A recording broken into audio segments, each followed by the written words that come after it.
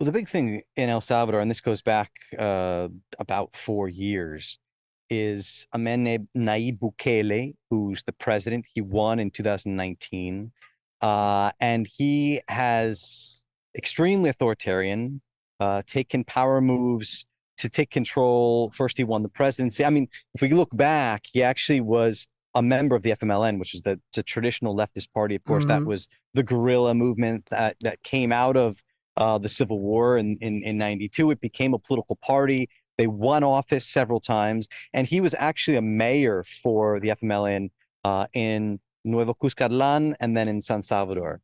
Hmm. The FMLN kicked him out because they said he was creating divisions between their party, and then he went independent, and then that's how he won office in 2019. Hmm. But from there, he had a very clear idea about trying to. He was an outsider, very inspired by Trump, the idea of trying to break the traditional two-party system that had come out of the Civil War, where you had the kind of the right-wing Arena Right. Party, and the other one was the FMLN. And his focus has been on crime, battling crime. Now, he's a very interesting character because what he's done is consolidated more and more power around himself.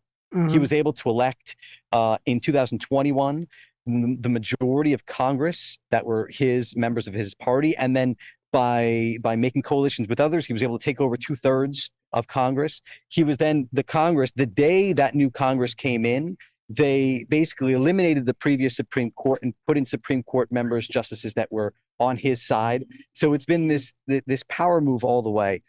And what he did starting last year was an absolute crackdown on crime. Now, if you remember going back a long, long time, El Salvador's had a very, very difficult battle with gangs. The country's Hmm. had an extremely hard time. Now, here's the fascinating thing about Bukele. Right now, he has a 91% approval rate in the country, 91%. And Hmm. that's because basically massive crackdown. He said, we're eliminating habeas corpus. We're limiting the rule of law, and we are going to take people and lock them up. And basically, he's locked up more than 70,000 supposed gang members, many of them innocent, and they're just sitting in trial. They've been extending the state of exception that they instituted roughly a year and a half ago. The 18th time they extended it just recently. And it now is the country with the highest prison population in the world. And the problem is that no one is actually being going to trial. There's Right. no justice that's actually happening. People are literally just waiting for something to happen. And many, many, many innocent people, hundreds have died since Hmm. he started his massive crackdown. We know that at least 200, but the movement of victims of the regime say it's over 300 now. And everyone's held incommunicado. Like family members cannot speak with their family members in jail. They can't even speak with lawyers. So it is a state of absolute exception. It is extremely concerning. But of course, the country, people are seeing their lives have changed for the very first time. They can walk the streets freely at night. They don't have to worry about crime, which is amazing in a country that was battling gang situations for so long. So it's a very, very complicated situation in the country right now. And that's the contradiction that I want to talk about in terms of this current state of El Salvador as it relates to what people perceive to be safe, as opposed to what it was before. Because okay, I'm of the opinion that what you accomplished in terms of making this country safe could have been accomplished without this repressive uh, acts, these repressive acts. El Salvador has one of the biggest prisons in the world, and you done did it in the same fashion that the United States did with Guantanamo. And Guantanamo, they got this is Guantanamo on steroids in El Salvador. But my question to you is, okay, what's the population's attitude overall? Because I seen in one report that you gave where, yeah, you have people saying they're safe, but then you have also the family members of these 70,000 people and growing. There's some of them, like I think they say only 30% of them is gang members, or less than 30% are actually can be identified as gang members. Uh, what are the people saying in terms overall saying?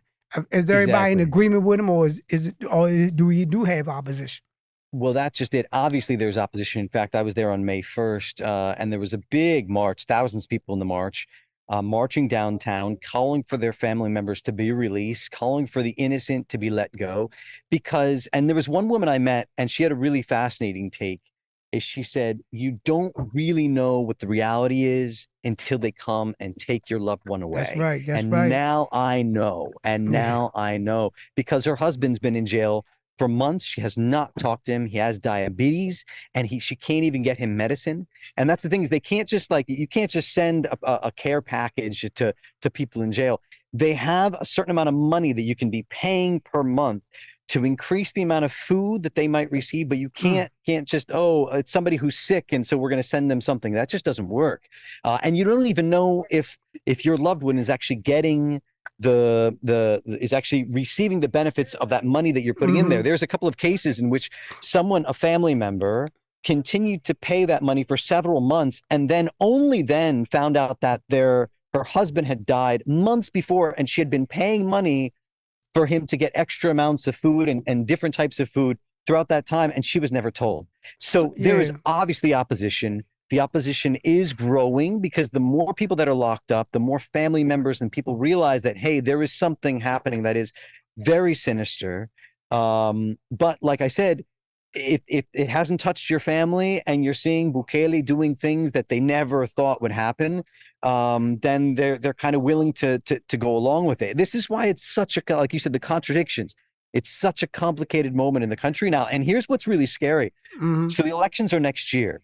In El Salvador, legally, constitutionally, Bukele should not be able to run again. You're not allowed to run for re-election. But since he has a majority in the Supreme Court, since he's locked up the Legislative Assembly, he's locked up the Supreme Court, they've 3 months after the new Supreme Court came in, then they basically said, no, he's good to go for re-election. He's already said he's going to run for re-election. Not just that, but he announced earlier this year that he's going to be transforming the municipalities and the look of the municipalities, basically gerrymandering across the country in order to shore up support there. So there's going to be big elections next year where they're going to vote for new mayors, new legislative assembly members, and they've decreased the number of municipalities by 90% and the number of local officials by 90%. And why? It's because he knows if new people are going to be elected, the majority of the population are going to vote for people from his party. So it's basically this massive consolidation of power, and there is no end in sight of the state of exception. There is no end. There is no one expecting that he's going to lift the state of exception and innocent people, they're actually going to have trials, and those people who are innocent can go home. That's just not happening, and it's really concerning.